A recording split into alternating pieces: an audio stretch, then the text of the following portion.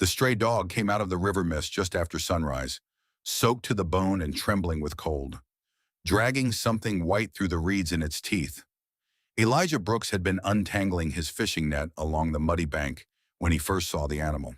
At a distance, he thought it was carrying a sack or a torn curtain stolen from someone's yard upstream. Then the dog climbed onto the stones, shook the water from its thin brown body, and dropped the fabric at Elijah's boots. It was not a curtain. It was a wedding veil, hand-stitched with tiny seed pearls and torn almost in half, one side stained with river mud and a smear of blood. Elijah froze because he had seen that veil only the day before, floating behind 26-year-old Amelia Hart as she walked down the aisle at St. Luke's Church. By midnight, the whole county believed Amelia had vanished. Some said she panicked before the wedding and ran. Some said she fell into the river near the reception hall during the storm. Her groom, Daniel Reeves, told everyone she had stepped outside for air after an argument and never returned. Search teams found only one broken heel from her wedding shoe near the dock and a stretch of trampled grass leading toward the water. But Elijah knew something was wrong the moment he looked down and saw the dog was not the only thing that had come from the riverbank that morning. Fresh footprints, small, barefoot, and unmistakably human, marked the wet mud beside the reeds. They led away from the water, not into it. Before we begin, please subscribe to the channel, leave a like, and write in the comments. Do you believe an animal can return with the first clue when everyone else has already accepted the wrong story? Elijah Brooks had spent most of his 56 years on the water. He was a tall black fisherman with weathered hands, a quiet voice, and the kind of patience that made people tell him the truth before realizing they had done it. He lived alone in a cottage near Grayson River after his wife died 7 years earlier, and his days followed a rhythm as old as the current itself. Nets before dawn, repairs by noon, quiet suppers at dusk. He knew every bend of the river, every sandbar, every place where driftwood gathered after heavy rain. He also knew when the river had been used as an excuse. In a small place like Willow Bend, people blame water for many things they did not want to examine too closely. Amelia Hart was not the sort of woman Elijah expected to see in trouble.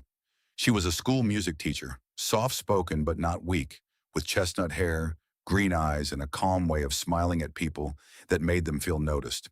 She had grown up in Willow Bend and returned after college to care for her grandmother, June Hart, who raised her after her parents died in a car accident.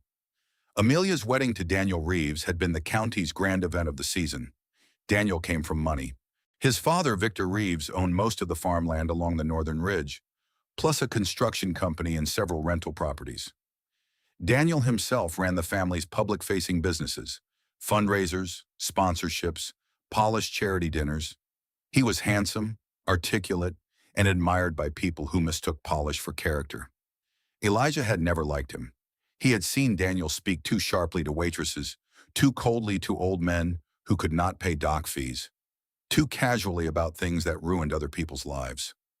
Amelia, Elijah thought, had always seemed dimmer in Daniel's presence, as if she spent half her energy smoothing the roughness he left behind. The stray dog nudged the torn veil again and whined. It was a rangy animal with one torn ear, a patch of white across his chest, and the wary look of a creature used to being chased away. Elijah recognized it vaguely. He had seen it near the church in recent weeks, usually lingering by the side gate where Amelia sometimes left scraps from the reception kitchen after choir practice. The dog clearly knew the veil mattered. Elijah crouched and studied the footprints. They were not old. Rain had ended only a few hours earlier, and the impressions cut sharply through the soft bank. One set belonged to a barefoot woman. A second, fainter set belonged to a man in heavy boots. Both moved from the waterline toward the cottonwoods upriver. No dragging marks suggested a body. No disturbance suggested panic in deep water. Someone had come ashore alive. Elijah called Sheriff Lena Brooks, not a relative, though people often asked. Lena arrived within 20 minutes with Deputy Simon Reed and a photographer. She was 43, sharp-eyed, practical, and one of the few officials Elijah trusted. He showed her the veil and the tracks. Daniel had told her Amelia likely fell into the river after slipping near the dock, but Lena had not liked how quickly he settled on that version. "If she came out here," Lena said, crouching beside the prince, "then someone wanted us looking in the wrong direction." The dog began barking softly and trotted ahead toward the trees, then stopped and looked back. Simon asked if he should try catching it. No, Elijah said. Let it show us what it wants. They followed the dog along the river edge for half a mile until the tracks vanished over stony ground. There, behind a fallen sycamore, Lena found something else, a strip of lace matching the veil and a pearl button from Amelia's wedding dress caught on a briar bush at shoulder height, as though someone had been forced through the brush. A little farther on, the dog led them to an old fisherman's trail ending near an abandoned bait shack that had not been used in years. The door was padlocked, but mud on the threshold was fresh. Simon broke the lock. Inside, the air smelled of mildew, river water, and antiseptic. On a rotten bench lay one of Amelia's bouquet ribbons and an empty syringe wrapper. In the corner, beneath a tarp, they found a plastic crate containing bottled water, canned soup, and a wool blanket. Someone had used the place recently, not as a shelter from weather, but as a holding room. Lena's jaw tightened. This wasn't a runaway bride, she said. This was an abduction. News spread fast. By noon, Willow Bend had transformed from whispering scandal to open panic. Amelia's grandmother nearly collapsed when Lena told her the river story was false. Daniel appeared at the sheriff's office with his sleeve rolled up and a carefully arranged expression of grief. He demanded updates every hour, offered private security, and insisted the family use helicopters.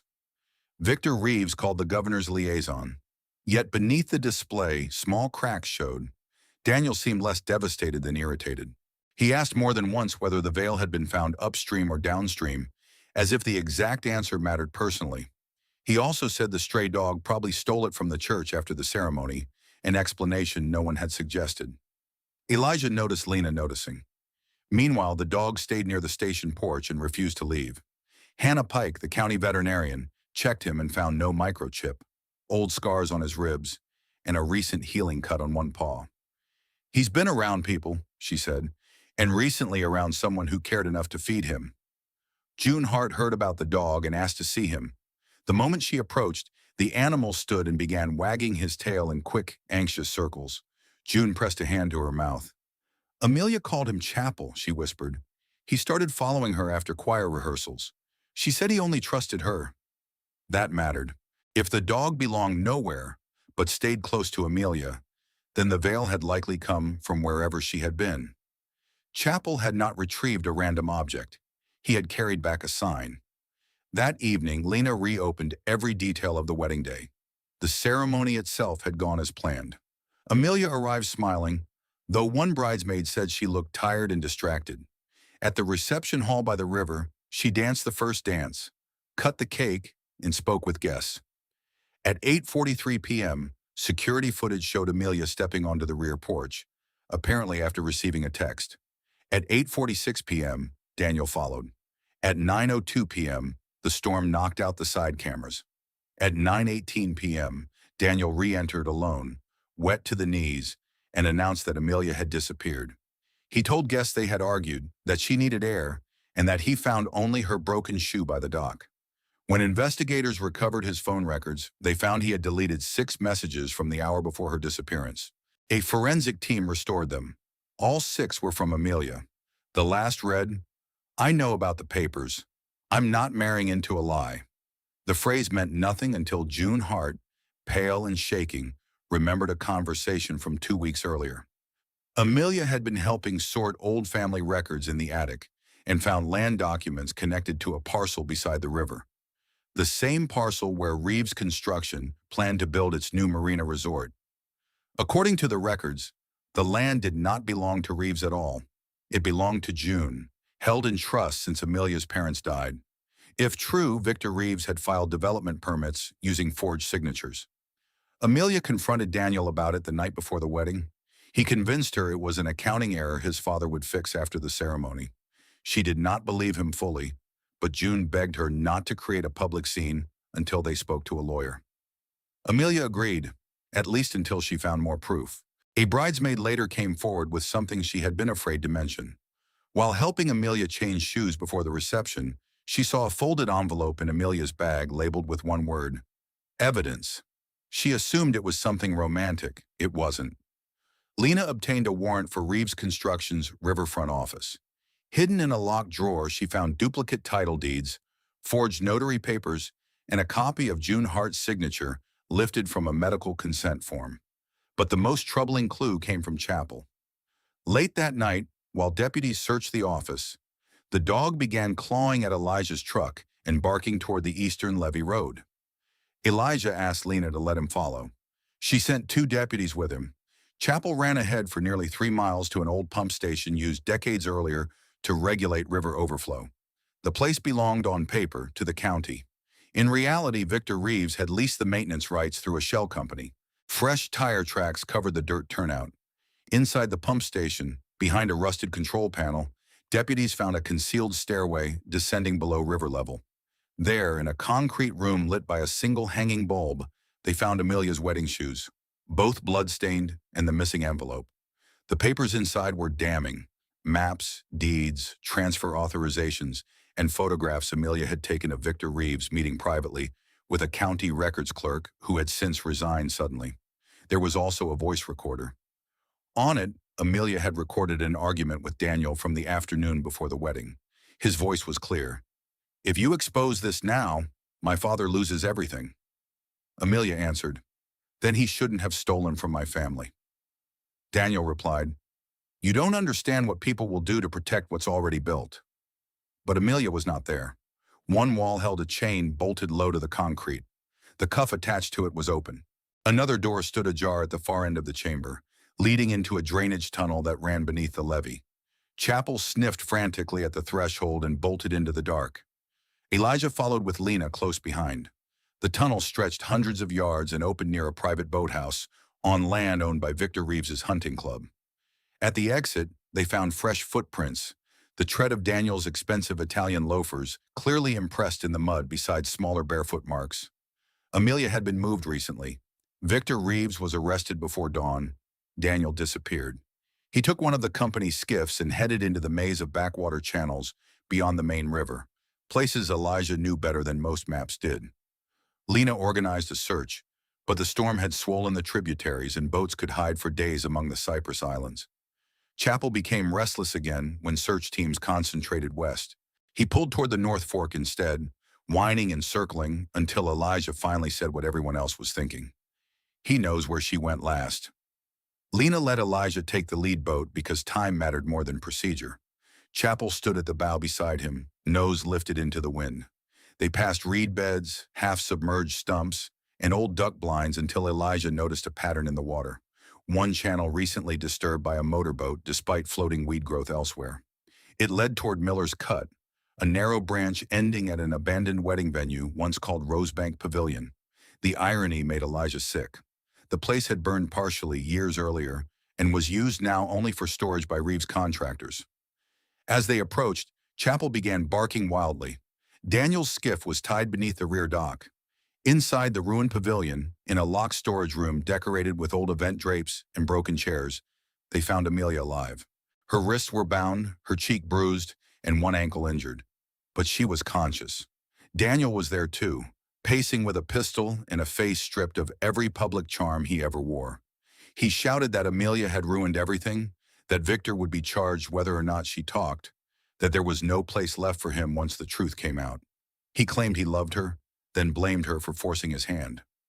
Elijah kept talking while Lena and the deputies moved around the building. Amelia stared at Daniel with a terrible calm. "You didn't love me," she said. "You loved owning the version of me that stayed quiet." Daniel looked away for one fatal second. Chapel lunged. The dog hit Daniel's leg hard enough to throw off his aim. The shot went into the ceiling. Deputies tackled him before he could fire again. Amelia collapsed into Lena's arms. Later, piece by piece, the whole story emerged. Amelia had discovered not just forged land papers, but a broader scheme. Victor Reeves had acquired riverside property for years through document fraud, coercion, and threats, using shell companies and friendly clerks. June Hart's parcel was the last holdout blocking a lucrative marina and luxury housing development. Daniel was meant to solve the problem by marrying Amelia, gaining informal access to the trust documents, and persuading her to sign over development rights after the wedding. Instead, Amelia found proof too soon. When she texted Daniel from the reception porch, he met her by the dock. They argued. Victor, already waiting nearby after receiving Daniel's warning, struck Amelia with the butt of a flashlight when she tried walking back toward the guests. They staged the broken shoe near the water to imply a fall. Daniel dragged her to the bait shack first, while the storm disrupted the cameras, then moved her to the pump station once the reception chaos grew. Chapel followed them, hidden by rain and darkness. At some point, Amelia tore part of her veil loose and shoved it toward the river grate near the lower tunnel, hoping the dog would find it or others would see it. Chapel carried it out exactly as she hoped. The fresh footprints Elijah saw that morning came from when Daniel forced Amelia briefly outside the shack during the night to transfer her to the levee station. The reason she was still alive was simple and terrible. Victor wanted her signature. He believed fear and exhaustion would get it eventually. But Amelia kept refusing, even when Daniel told her everyone thought she was dead. Victor's arrest started a landslide. The county clerk admitted taking payments. 2 deputies resigned before they could be questioned. Survey maps had been altered. Elderly landowners came forward with stories they had been too intimidated to tell. Reeves Construction's books revealed offshore transfers and hush funds. Victor and Daniel both faced charges, including kidnapping, attempted murder, conspiracy, fraud, coercion, and obstruction. The trial lasted months. Daniel tried to separate himself from his father, claiming he panicked and only intended to protect the family business.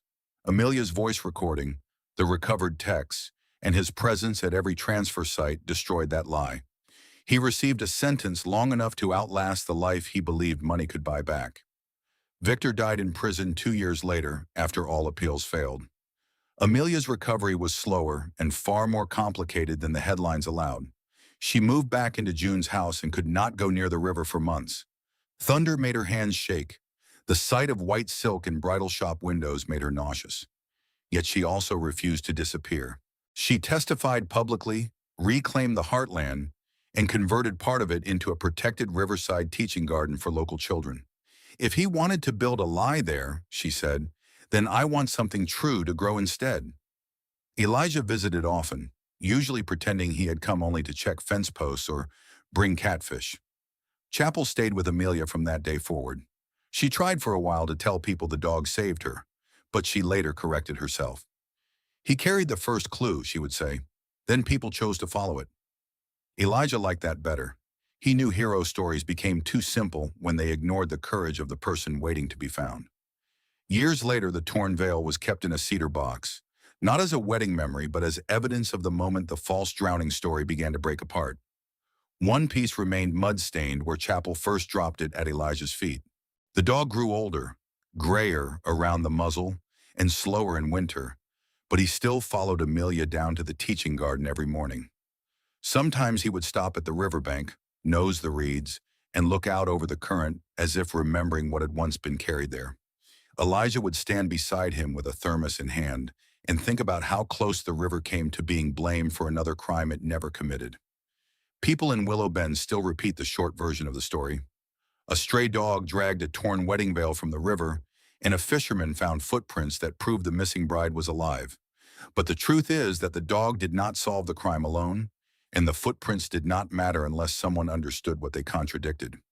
Chapel returned with the veil because he would not abandon the woman who had fed him and trusted him when no one else saw value in a nameless stray. Elijah looked closely because life on the water had taught him when evidence was pretending to be accident. And Amelia survived because even trapped between powerful men and a river ready to swallow their lie, she kept leaving pieces of herself behind, trusting that something loyal, wild, and unplanned might carry one of them home.